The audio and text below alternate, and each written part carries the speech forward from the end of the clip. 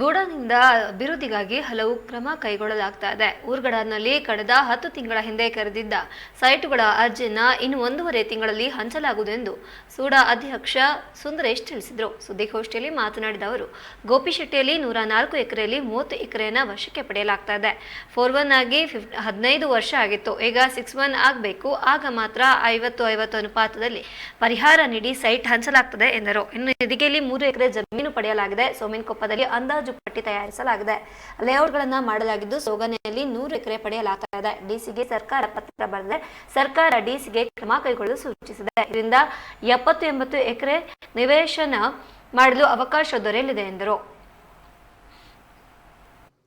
ಈಗಾಗಲೇ ಗೋಪಿಶೆಟ್ಟಿಕೊಪ್ಪದಲ್ಲಿ ಏನು 104 ಎಕರೆ ಏನು 4-1 ಆಗಿತ್ತೋ ಅದರಲ್ಲಿ ರೈತರುಗಳ ಜೊತೆ ನಾವು ಸಮಾಲೋಚನೆ ನಡೆಸಿ ಈಗಾಗಲೇ 30 ಎಕರೆಯಷ್ಟು 50-50 ಒಪ್ಪಂದಕ್ಕೆ ಬಂದು ಇವತ್ತೀಗಾಗಲೇ ಅವರು ಅಗ್ರಿಮೆಂಟನ್ನು ಕೊಟ್ಟಿದ್ದಾರೆ.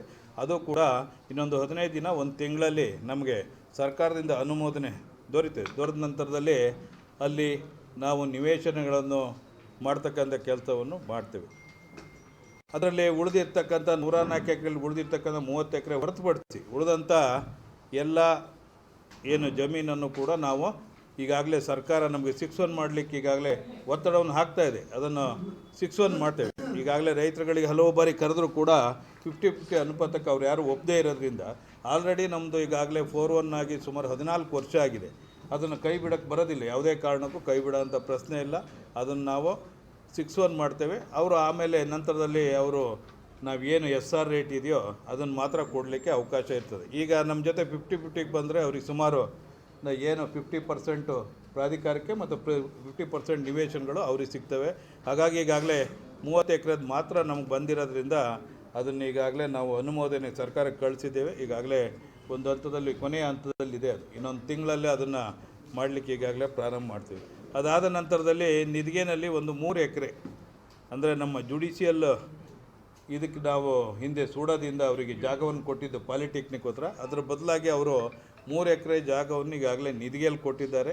ಅದನ್ನು ಕೂಡ ಈಗಾಗಲೇ ನಿವೇಶನ ಮಾಡಲಿಕ್ಕೆ ಈಗಾಗಲೇ ನಾವು ಅಂದಾಜು ಪಟ್ಟಿಯನ್ನು ತಯಾರಿಸಿ ಅನುಮೋದನೆ ಅದನ್ನು ಕಳಿಸಿದ್ದೇವೆ. ಅದಾದ ನಂತರದಲ್ಲಿ ಸೋಮಿನಕೊಪ್ಪದಲ್ಲಿ ಈಗಾಗಲೇ ಕೋರ್ಟ್ನಲ್ಲಿತ್ತು ಸುಮಾರು 1.5 ಎಕರೆಯಷ್ಟು ಜಾಗ.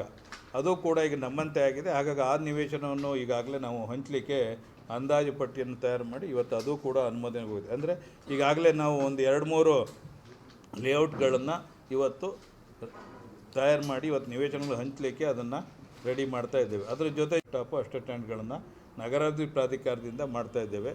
ಅದು ನಮಗೆ ಯಾವುದೋ ಒಂದು ಹೆಡ್ನಲ್ಲಿ